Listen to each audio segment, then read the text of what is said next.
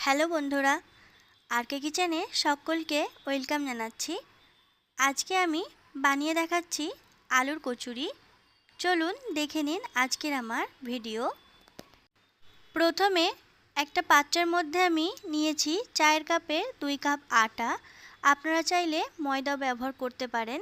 দিয়ে দিলাম সামান্য একটু জোয়ান, দিয়ে দিচ্ছি স্বাদমতো লবণ। ময়েল দেওয়ার জন্য দিয়ে দিচ্ছি চায়ের কাপের হাফ কাপ সাদা তেল।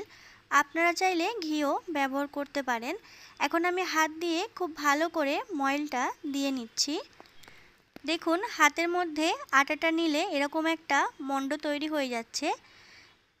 এই রকমই ময়েল দিয়ে নিতে হবে। এখন আমি জল দিয়ে একটা শক্ত ডো তৈরি করে নিচ্ছি। ঢাকা দিয়ে রেখে দিচ্ছি 10 মিনিট। গ্যাসের ফ্লেম চালু করে একটা কড়াই বসিয়ে দিয়েছি। তার মধ্যে দিয়ে দিচ্ছি চা চামচের 1 চামচ বেসন। 2 মিনিট ভেজে তুলে নিয়েছি। এখন আবার কড়াই বসিয়ে দিয়েছি, তার মধ্যে দিয়ে দিলাম 1 চামচ সরষের তেল।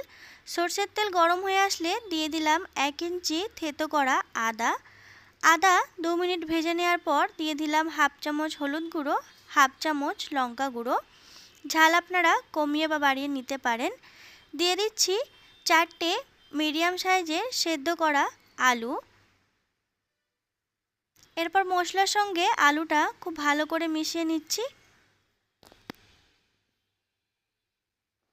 মিশিয়ে নেওয়ার পর এখন দিয়ে দিচ্ছি ভেজে রাখা বেসন। আবারও মিশিয়ে নিচ্ছি ভালো করে। বেসনটা দেওয়ার কারণে আলুর মধ্যে একটা শক্ত ভাব আসবে।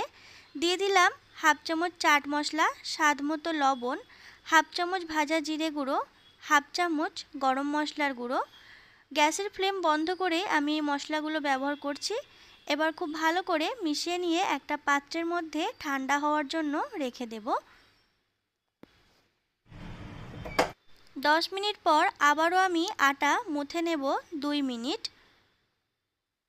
এরপর এর থেকে লেচি কেটে নিচ্ছি। আমি মিডিয়াম সাইজের করে লেচি কেটে নিচ্ছি। দেখুন এই রকম সাইজের। আলুর পুরো ঠান্ডা হয়ে গেছে। এখন আমি একটা লেচি হাতে নিয়ে নিয়েছি। দেখুন সাইড থেকে আমি লেচিটা বড় করে নিচ্ছি। মাঝখান থেকে করছি না, মাঝখানটা একটু মোটা রাখবেন। সাইড থেকে বড় করে একটু টুপির মতো বানিয়ে নেবেন। এরপর আমি সামান্য পরিমাণ আলুর পুর গোল করে নিয়েছিলাম, মাঝখানে দিয়ে দিলাম। দিয়ে হাত দিয়ে চেপে খুব ভালো করে চারপাশ মুড়ে নেব। গোল করে নেওয়ার পর এক্সট্রা ময়দা আমি কেটে তুলে নিচ্ছি। অপর লেচিগুলোর মধ্যে দিয়ে বানিয়ে নেব। মুখটা খুব ভালো করে বন্ধ করে দিচ্ছি। এরপর আমি দেখুন কিভাবে কচুরিগুলো বানাচ্ছি। আমি যেরকমভাবে গোলটা করছি তাতে আলুর পুরটা চারিদিকে সমানভাবে ছড়িয়ে যাবে আর আলুর পুর ফেটে বাইরেও আসবে না। দেখুন একটা আমি বানিয়ে নিয়েছি, একইভাবে সবগুলো বানিয়ে নেব। গ্যাসের ফ্লেম চালু করে তেল হালকা গরম করে নিয়েছি। হালকা গরম তেল থাকা অবস্থায় আমি কচুরিগুলো দিয়ে দিচ্ছি।